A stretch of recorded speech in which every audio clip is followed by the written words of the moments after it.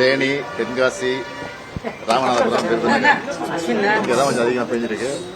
அங்கெல்லாம் எந்த விதமான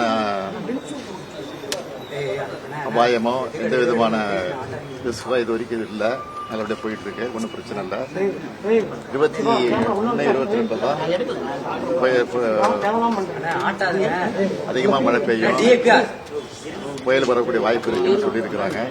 அதனால முன்னெச்சரிக்கை எடுத்திருக்கிறோம். கேம்ப்ல தங்குறதோ அவங்களை அப்புறப்படுத்துறதோ கடலோரம் இருக்கிறவங்க ஆற்றோரம் இருக்கிறவங்க அப்புறப்படுத்துறது தான் இது வரைக்கும் ஒன்றும் இல்லை, இது வரைக்கும் இல்லை.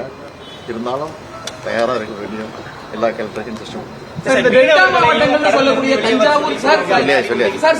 தஞ்சாவூர், திருவாரூர், நாகப்பட்டினம் இந்த டெல்டா மாவட்டங்கள்ல தொடர்ந்து விட்டு பெய்யக்கூடிய கனமழையால பயிர்கள் பெருமளவு சேதமடைஞ்சிருக்கு சார். அது யார் சொல்றா? எதிர்கட்சி தலைவர் சொல்லிட்டு இருக்காரு. எதிர்கட்சி தலைவர் தொடர்ந்து சொல்லிட்டு இருக்காரு. அது தவறான செய்தி. அதுக்கெல்லாம் முன்னெச்சரிக்கை எடுத்திருக்கோம்.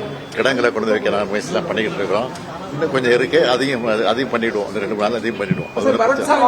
சென்னையிலுமே கொஞ்சம் மழை அதிகமா இருக்குன்னு சொல்றாங்க. என்ன மாதிரியான இது இப்ப இல்ல, ஏறக்குறைய 2-3 மாத காலமாகவே இதற்கான முன்னெச்சரிக்கை எடுத்திருக்கிறோம். தொடர்ந்து எடுத்துக்கிட்டு இருக்கிறோம். எந்த விதமான பெரிய மழை வந்தாலும் அதை சமாளிப்பதற்கு இந்த அரசு தயாராக